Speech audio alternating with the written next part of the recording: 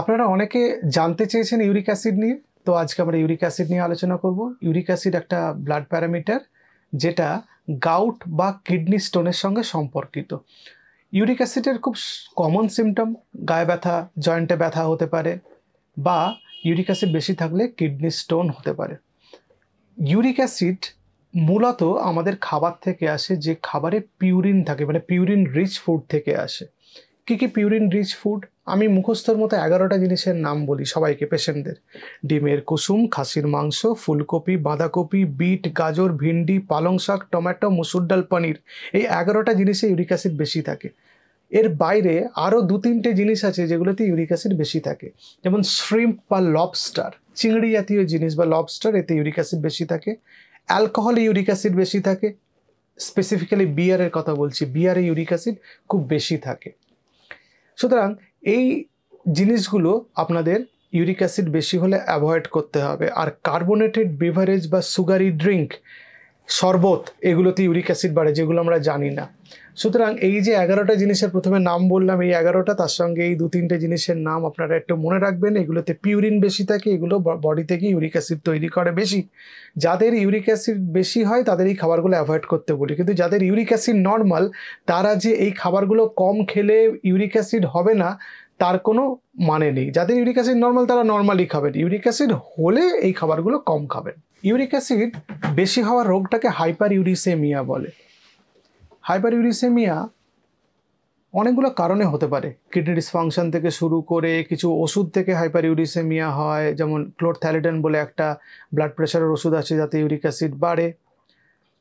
Chemotherapy যাদের চলে তাদের ইউরিক অ্যাসিড বাড়ার সম্ভাবনা আছে, আরও কিছু ওষুধে ইউরিক অ্যাসিড বাড়ার সম্ভাবনা আছে।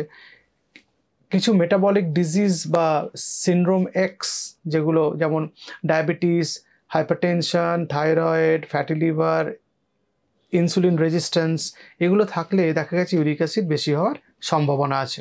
ইউরিক অ্যাসিডের ক্রিস্টালসগুলো না সূচের মতো, নিডল লাইক।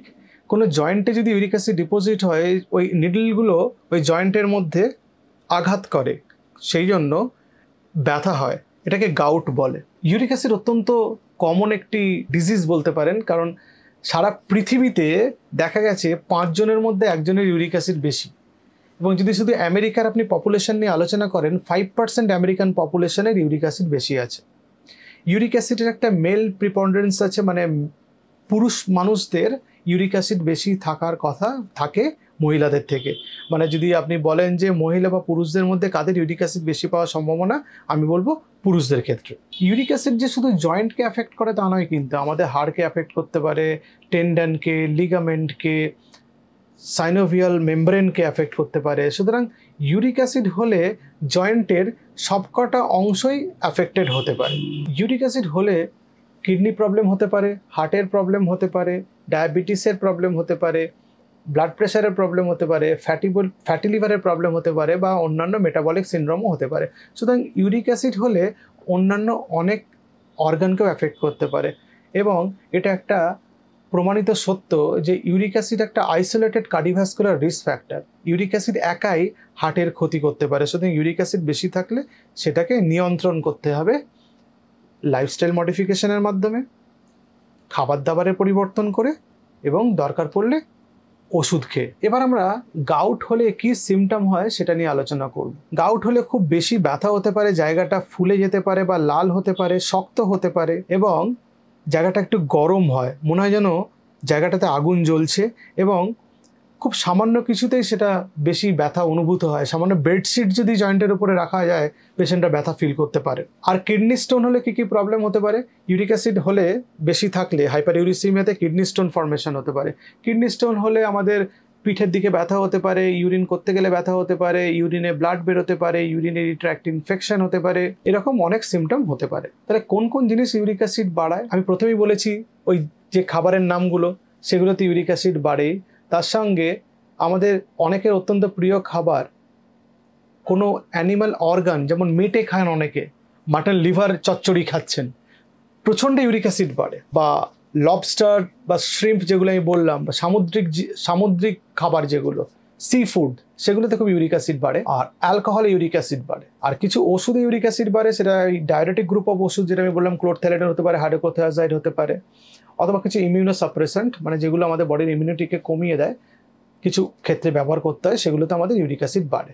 যেমন অর্গান ট্রান্সপ্লান্ট হলে সেই ওষুধগুলো খেতে হয়, কারো লিভার ট্রান্সপ্লান্ট হলো বা কিডনি ট্রান্সপ্লান্ট হলো সেই ওষুধগুলো খেতে হয়, সেখানে ইউরিক অ্যাসিড বাড়তে পারে। ইউরিক অ্যাসিডের রিস্ক ফ্যাক্টর নিয়ে এবার আলোচনা করবো। কী কী রিস্ক ফ্যাক্টর ইউরিক অ্যাসিডে, মানে কোন কোন সিচুয়েশনে ইউরিক অ্যাসিড বেশি থাকার সম্ভাবনা থাকে। কারো যদি ওবেসিটি থাকে, কেউ যদি অ্যালকোহল রেগুলার খেতে থাকেন, বা যে খাবারগুলো ইউরিক অ্যাসিড হলে আমি খেতে না করছি সেই খাবারগুলো বেশি পরিমাণে খাচ্ছেন, বা বাড়িতে কারো family history of hyper uricaemia আছে বা থাইরয়েড প্রবলেম আছে, তাদের ইউরিক অ্যাসিড বাড়তে পারে। ইউরিক অ্যাসিড কীভাবে ডায়াগনোসিস করা হয়? একটা ব্লাড টেস্টের মাধ্যমে ইউরিক অ্যাসিড ডায়াগনোস করা হয়।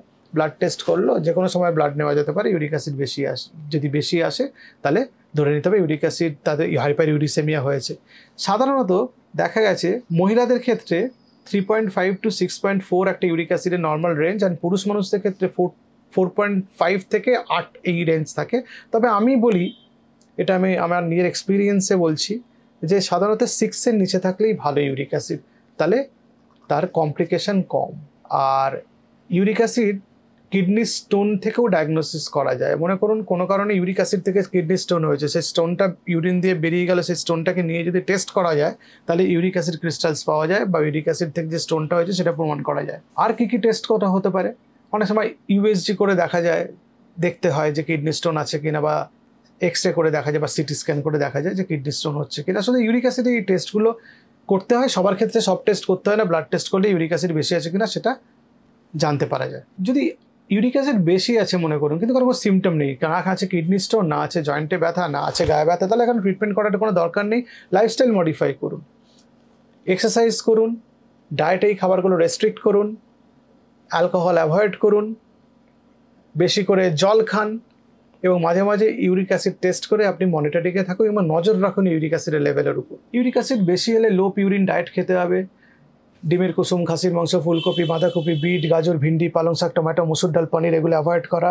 রেড মিট অ্যাভয়েড করা, মাটন, লিভার বা অন্য অ্যানিমাল অর্গান অ্যাভয়েড করা, লবস্টার, শ্রিম্প অ্যাভয়েড করা, সুগারি ড্রিঙ্ক অ্যাভয়েড করা, এগুলো অ্যাভয়েড করবেন। অ্যালকোহল অ্যাভয়েড করবেন, বিয়ার খাবেন না, এই খাবারগুলো অ্যাভয়েড করবেন। এগুলোতে পিউরিন বেশি আছে, এগুলো ইউরিক অ্যাসিড বাড়াতে পোটেনশিয়েট করে, এগুলো বেশি খেলে ইউরিক অ্যাসিড ব্লাডে বেশি বাড়ে। ইউরিক অ্যাসিড বাড়লে অ্যালোপিউরিনল বা ফেবুক্সোস্ট্যাট জাতীয় ওষুধ ইউজুয়ালি ব্যবহার করা হয় যদি কোনো কন্ট্রাইন্ডিকেশন না থাকে। আর যদি কিডনি স্টোন ফর্মেশন হয় তার উপযুক্ত চিকিৎসা করা হয়। কিছু ওষুধ আছে কিডনি স্টোন বের করার জন্য। যদি ইউরেটারিক স্টোন থাকে কিছু ওষুধ আছে সেগুলো বার করা যায়। কখনো কখনো কর্টিকোস্টেরয়েড ব্যবহার করতে হতে পারে, সেগুলো আমাদের জয়েন্টের ইনফ্লামেশন কমায়। পেন কিলার ব্যবহার করা হয় কিডনি স্টোনের জন্য বা জয়েন্ট পেন কমানোর জন্য। এই হচ্ছে যে চিকিৎসা পদ্ধতি। আর কলচিসিন বলে একটা ওষুধ আছে, সেটা ইউরিক অ্যাসিড বডি থেকে বার করতে হেল্প করে, সেটাও ব্যবহার করা হয়। কিডনি স্টোন যদি তৈরি হয় বা তৈরি হওয়ার সম্ভাবনা থাকে তাহলে প্রচুর জল খেতে বলা হয়। প্রচুর জল খেলে প্রথম কথা ইউরিক অ্যাসিড কমে, প্লাস কিডনি স্টোন হওয়ার সম্ভাবনা কমে।